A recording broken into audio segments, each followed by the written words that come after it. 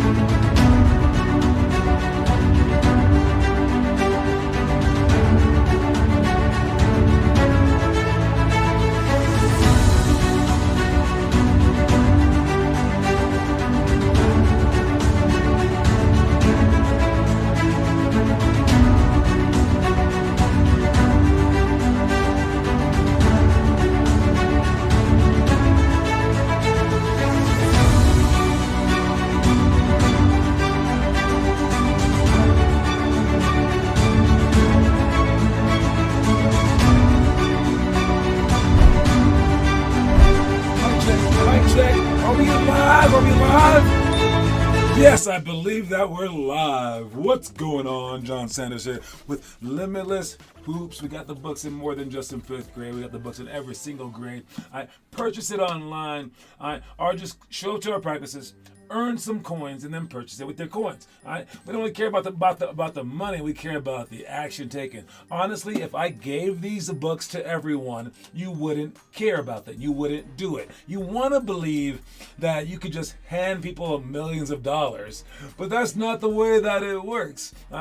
You have to create value. You have to bring value to the table and kind of trick people into a value economy, a value concept, whatever. So that's this. Yes, we are kind of pumping up the volume meter, but what's inside is actually worth a whole lot more than $150. This is a whole lot more than just 3 private workouts. Everyone wants the private workouts because I feel special if I have a private workout. I feel like you're paying attention to me. While that's extremely valuable for the ego of some kids, or maybe even the confidence level of some poor kids, it isn't as valuable as you're making it out to be, because maybe I inspire you. That's the best case scenario, is I inspire you to go work out for hundreds of hours after that, because the hour that I'm spending in the gym with you during a private session, I can direct you. I can talk to you about some things that you're messing up on. I can go in on the finer details of one thing that you're messing up on. But unless that inspires you to work out harder, it's not going to be that much. What's up, Kieran and Declan Love? It's not going to be that much in a private session. It's just going to be me kind of pointing you in the right direction on a few different little nuances. Basketball is so much larger than that. Or maybe me correcting your form or something like that. But it's not going to help you out so much. The powerful people are those that work out every single day. Now, you do need direction. You can't just go out there and just do whatever, right? And that's where, again, this book comes into play. So you take just one page of it, and it'll tell you what to do for that page, for what to do for that day. But you do need a coach over you. I get that. Which is why we have this show where we're going to detail the stuff to you. Which is why we have our workouts, where we get to detail that day's itinerary to you. But one private session, one $50 or more private session, really? Nah, man. That might get the job done for day one, maybe. And if you can afford it and keep going, I suppose. But this is just worth 3 of those, and this provides you with a workout every single day for the entire year. Then you get to pass it down to someone else who's in that grade level. Not only that, it gives you a challenge per day. It gives you inspirational speeches for each day that are, again, on our website and on this show where we go over it in an animated style where the whole story is right there. It gives you a checklist of items in the back that are categorized, so you can like check off, so you can like go through and check off the ones that you've accomplished or that you think that you've accomplished. Maybe put like half a check mark, like just one line, and then when you really get it, it's like 2 lines, okay, like an X. Also gives you movies to watch, and skills, clinic tips and things like that. It's so much. So yeah, the value's there, but the value is only depending on what you put into it. If I just gave you that book, you wouldn't care. But if you earn it through the coins, or you earn it by actually paying US dollars or any currency, I don't discriminate, then you can do that. So that's my commercial for that, for all that. Make sure that you guys are doing the book if you have it. All right, and we talk about the challenges every single week. We'll get to that tomorrow. But if you aren't doing every single thing on the page, then I mean, why do you even have the book?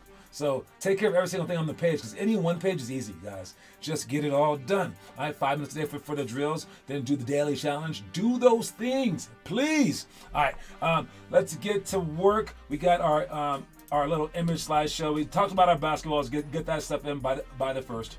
Talked about our travel situation. All right, get that stuff in by the 15th. Our basketball league. We got games this weekend on Sunday for the 50 All-Stars people, but both days for the Jam Basketball League. So yes. This is the Mamba AZ High School League, the one that I keep using, but I just like the whole graphics, so I just use it. But yes, we have our basketball league. We also have our tournament coming up on President's Day, and that's it. All right, so let us move on to the quote of the day. What? All right, quote of the day is be content and discontented simultaneously. I'm glad that we actually don't have workout today, because if you guys had to remember that, there will be zero chance for you to say those words to me after a full practice. And you can't even write that on your hand as a reminder, because the word's so long. Discontented simultaneously. I mean, this might be the longest lettered quote of the day that we've ever had in our program's history. I mean, the 2nd graders aren't going to know what these words mean. Maybe not even the 6th graders. Heck, actually, all the kids may not know what these words mean. So let me explain it. All right, be content. Be content means like be happy, be okay with. Like, I'm good. I'm content. I'm content. You want to be that way in basketball, because you can't really change who you are during the game. Like, it is what it is, right? If you get 5 minutes of playing time, it's cool. Take it. All right? Be content with that. All right? But at the same time, simultaneously, be discontented with that. Like, you are who you are, yeah, but like, get back in the gym and become better. Like, it's ain't good enough. It's good enough. So I'm not going to be all sad that I can't like make this 3 or whatever. I'm going to like figure some other stuff out, or that I'm only getting this 5 minutes of playing time. It's cool. But I'm going to work my tail off, because I am discontented with this. I'm not happy with this. All right? So you have to do both of those things simultaneously, which is so strange. All right? So be content and discontented simultaneously. That's the secret to just balancing the whole thing. And I oftentimes compare myself to not a schizophrenic, but like a bipolar person, where you have to be one thing, you have to be another thing. You have to care so much and then not care at all. And you gotta like almost get into a fight during the game and then shake his hand afterwards. And it's like such a weird little dichotomy, that you have to be both these things. That you're gonna seem like 2 different people. You're gonna be like, they're gonna be like, what's wrong with this guy? Is he just weird? And the reason why is because basketball is a reality, but yet it is also a game. It's a pretend game. All right, but while we're playing the game, if we want to do well, we have to pretend that it's reality, because it really is reality, huh? I mean, people like to say, yo, no, you need to not say that money doesn't matter, John, because money is a reality. You think the ball going in isn't reality? No, it's a game, right? Okay, well, if the ball goes in enough, don't you get a whole bunch of money from the NBA? Is that real? And can't you like afford your your family's like medication? Isn't that real? Oh yeah, so basketball's really real.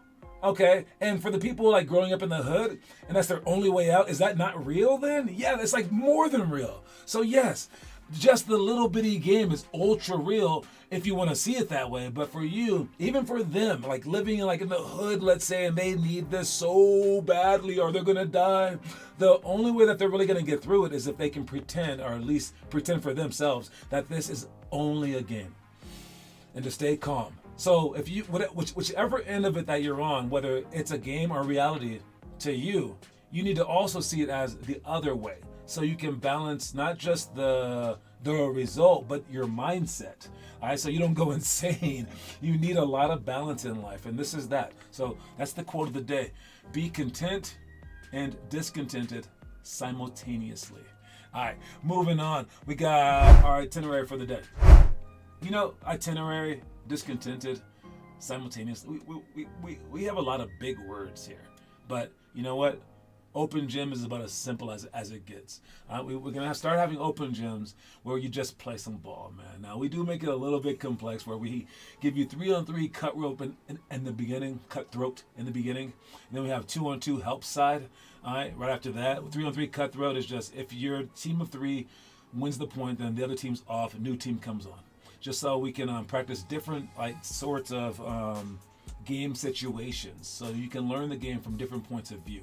All right, then we have 2-on-2 help side where you're going to skip the ball between, I believe it's 3 to 7 times, and the help side people have to keep going. But as soon as you take a dribble, the game's live.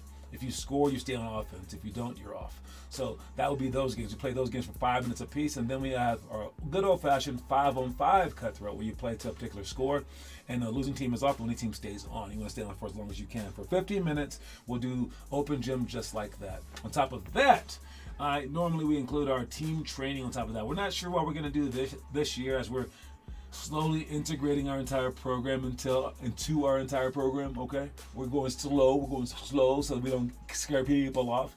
All right, we've tried to go full bore, but we've just scared people off, so we're not going to try to do that now. All right, we have layups, just beginning layups, but so many people can't do layups because they have the ball and they're swinging it like this. I was just at a workout in Aurora. I could not get a kid to stop swinging the ball down by his waist, man. I'm like, dang, giving everyone and their mamas a chance to steal that ball. All right, so even layups are complicated when we sprint in with the ball high right there, presenting the ball and scoring the ball like that. So we do right hand and left hand layups. This is one of our few different warm-ups that we actually bring to our practice table one at a time. So it always begins with one of our several different warm-up drills. All right, and then we have sideline out of bounds for shots. This is all the options of our sideline out of bounds, so we can get used to that, because again, every situation matters. Then we have our zone flex screens. And then don't cross half court on the trap. We have a particular drill for that. Make sure that when you are dribbling the ball across half court and they're trapping, don't cross half court unless you're sure that you can keep going, because now you've created 2 extra defenders. All right. Then we got 0 to 3 seconds down by 3 with free throws. If there's 2 seconds left, down by 3, and you're shooting free throws, you need to make one and miss one. If you miss with the first one, now you really got to miss the second one and then spot up for a 3. If you make the first one, you want to miss the second one, and then everyone should crash the rebound and put it back in. All right. So that's the thing, because there's no time to be fouling them anymore. There's no time to make both shots and hope that they turn the ball over. They can just get it and tap it, and then they win. So we need to miss a free throw during this particular situation. 5-on-5, Nash then dash. This is where we make one team tired by running a Nash drill. Then they have to play against the worst team. All right, and if you lose that game, you got to sprint again. So you don't want to lose these games. All right. Now, speaking about zone and flex screens, I skipped over that one. I skipped over very subtly because I wanted to talk about it on a deeper level. All right, because we actually came into play with this. All right, if they're in a zone or sometimes in like a help side man. All right, if this is them right here. All right. When you're playing defense or offense, actually, you need to know these things, okay? So if this defense right here is just in a little 2-3 zone, let's say, or if they're, I'll show you the zone first, and he's right there, right there, right there. All right, if these guys are here, and the ball is, let's say, right here, all right, and this guy cuts through, and he goes out there. What you want to do is show that this guy is only guarding, this one guy is guarding 2 people. You need to make that evidently clear, because right now, if I throw the ball to him, let's say, he might be able to steal that pass. If I throw the ball to him, he might be able to steal that pass. The same exact guy. So you want to play with this by either screening down so that they can throw that pass, all right? Or if they sneak through there and they're like, I'm getting through, I'm not stupid. Now you seal the guy and you can throw that pass. Now you're asking, well, what about the help? Obviously, like this guy, who's he guarding? Like him maybe, because it's a zone. Well, who's he guarding? Like that guy? Okay. Well, now this guy is gonna help. You say, okay, cool. Well, that clears the court for this guy to have one-on-one, and he can step in. All right. And even if he doesn't, he's right here. Okay, without even moving. If these guys cover it like that, he can run straight back through. And now you can screen down for him, and he's wide open on this side.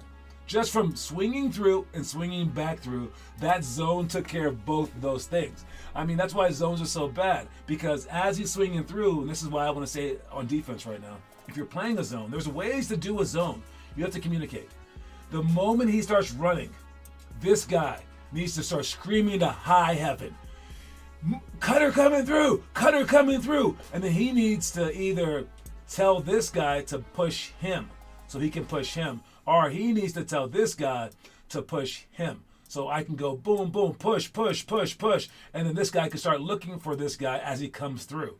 But that is so hard. My college teams would run into problems with the whole push scheme and communicating on defense. And you guys as kids, high school or below, you guys extra suck at communicating. So offensively, you can take advantage of them by simply screening in on zones. Now for the last one is, if you are on defense, don't get screened in, because if this guy's here, instead of him screening down, or you being on this side and him screening like that, you want to make sure that you're straddling this guy. So wherever he is, if he goes there, you move to here. There is no help side now. Wherever he is, you go on top of him because of this dangerous position that you put yourself into if you're on the inside or outside of him. So that's about all that I'm going to explain about that. Just understand that for flex cuts, that's this baseline cut right there. It's a game before the pass is actually made. You have to win that game, whether you're screening in or you're preventing yourself from being screened in. All right. Moving on to our homework. Anyone posting homework? Anyone in the world posting homework today? Let me hear you. Got Kieran with the Kobe post move. Nice job. Kieran with the double bounce series. I like that one so much. Oh, I saw you, Weston. I also saw you, Mello. Nice job. So anyway, you know what? If you want to watch those things, you can go to our homework section. All right. Our homework section is on our site. All right. I want to go right here and go right. Where's our site? I made a new list. There we go. All right.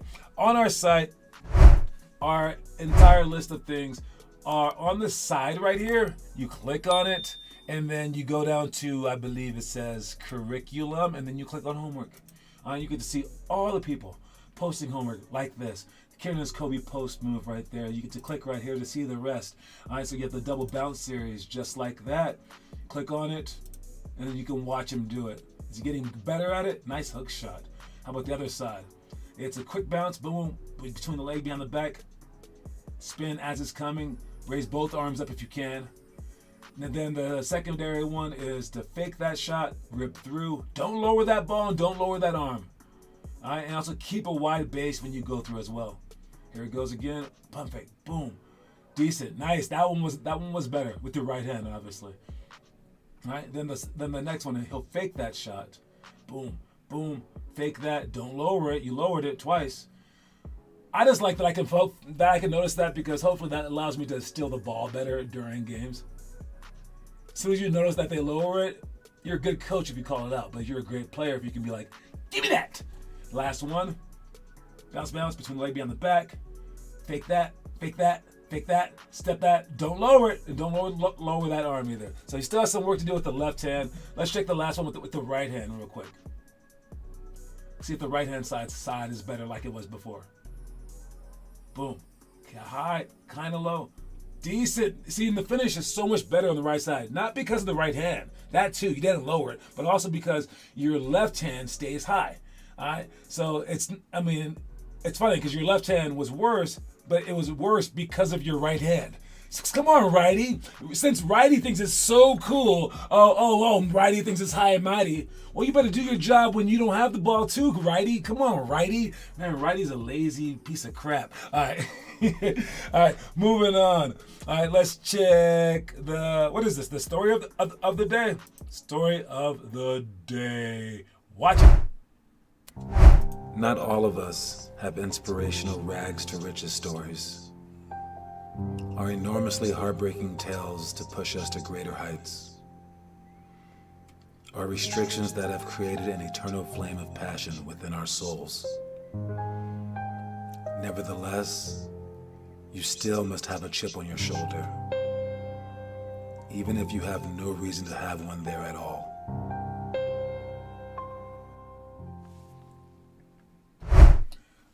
No, that is actually so deep. Dude, there are so many reasons in life to have a chip on your shoulder, right? Maybe like the coach didn't play you one day, right? And I mean, some people are broken because of that, obviously, but other people are inspired because of that. But what do you do if you have no chips on your shoulder? Like you're like, oh, I'm rich. Oh, I'm really tall. The coach plays me all the time. I don't know. No one's ever punched me before. I'm decent. It's like, how can you win then? And even if you don't have like any positives either, like no one's going, you're the greatest. It's just like right down the middle. It's kind of drab, right? You have no push either way. You need to create the push for yourself. All right, you need to manufacture a chip on your shoulder in the way that Michael Jordan used to manufacture that crap. I mean, Michael Jordan's just like, did he just look at me? You looked at me, huh? It's like, I was actually looking past you, and I just work here. This is a Burger King, sir. But he just goes, I'm going to score 50 now because of you. And it's like, what are you talking about? You need to have a chip on your shoulder. You need to be like, I'm very much like this. If anyone does anything to me during any game ever, I will take it personally. All right? Someone used the word actually on me. They said I was actually strong to their teammate the other day, and I was mad. I was like, oh, excuse me? Actually is a negative. Actually, he goes, I said that you were strong. No, you said actually. And I use that to my advantage. You can use the fuel to anything that you can. And if you need the positive fuel, change people's things to positive. Maybe the coach just put you in the game for 2 minutes, and you're like, me? 2 minutes? Thank you, coach. Here we go, baby. Whatever you happen to need, you can supply it yourself by what is that called? By creatively seeing it that way. All right. So be creative and see things as creatively constructive, destructive, whatever you happen to need as possible. All right. So that's what that story is all about. Let's move on to the trivia question of the day.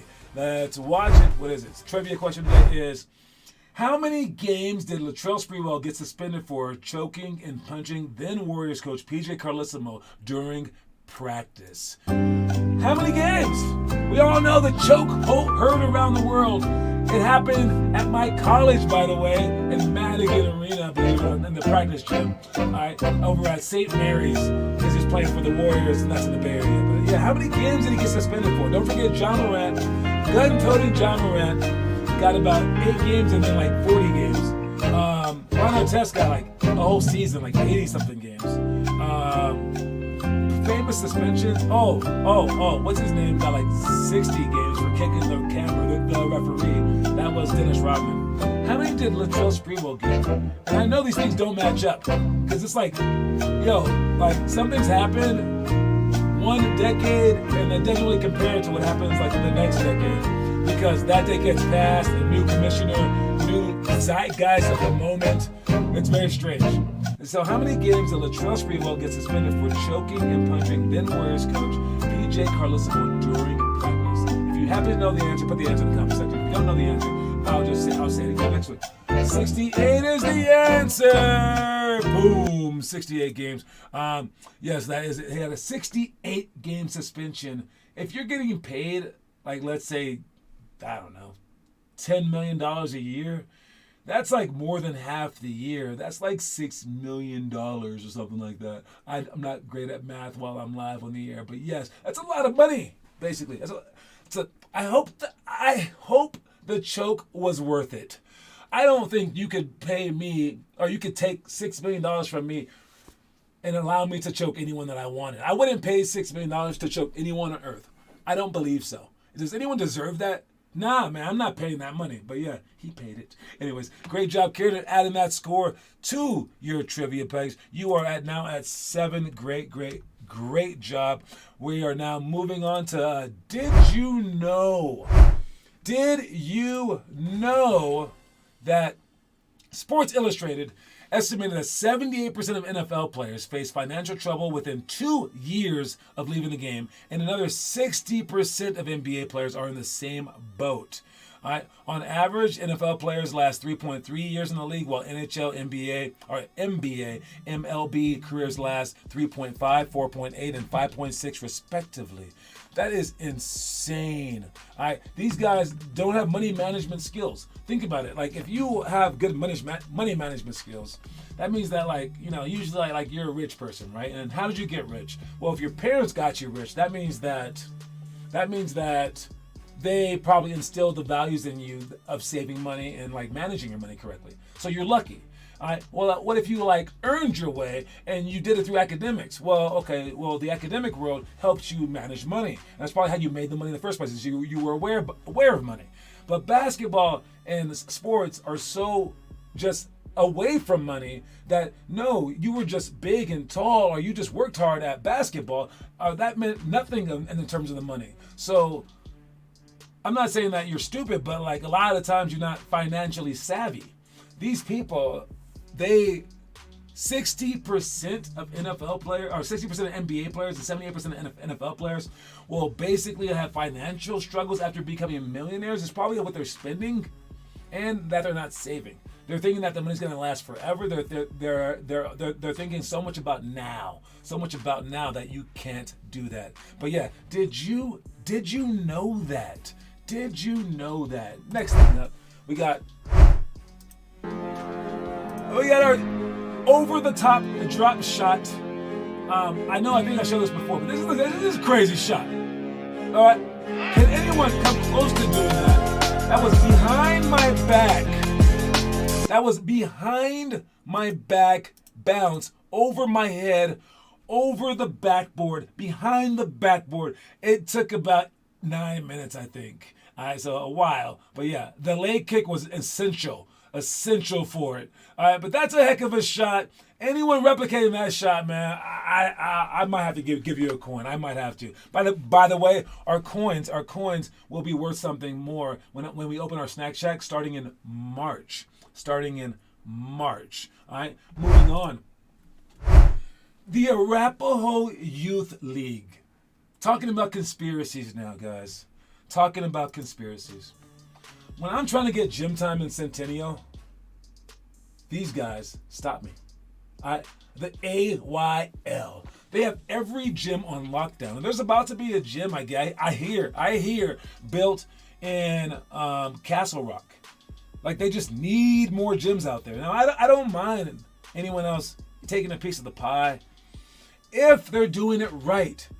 It's just that, you know, you can do it wrong because, you know, there's rec leagues out there. It's all good. But when you're taking up all the gym time and you're monopolizing the situation and you're doing things either mediocre or below the level of mediocrity, this is a conspiracy.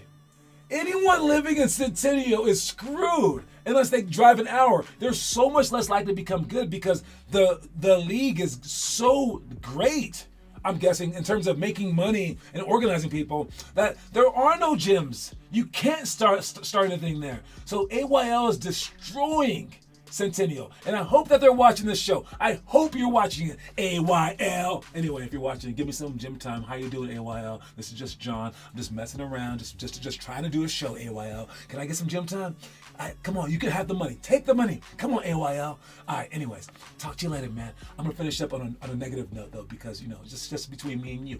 Anyways, yeah, AYL trying to ruin the world. Oh, man. Anyways, next thing we got is... we got social experiment, right? And we always talk about this one, but basically it's, here's candy.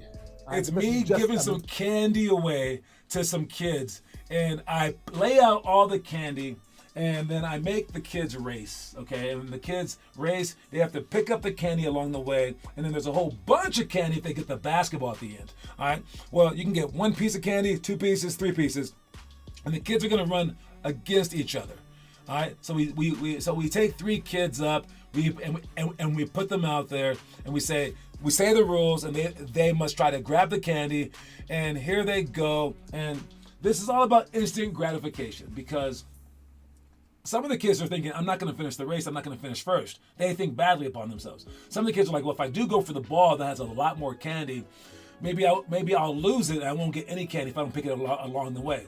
So basically everyone here tries to pick up at least 1 piece of candy. All right? And that's the problem, is that we want to be gratified early. All right? And when you do that, you slow down. All right? If you just go for the NBA, yeah, you're going to miss out on like the cool things of elementary school basketball, but you're going to have a lot more chance to make your varsity team.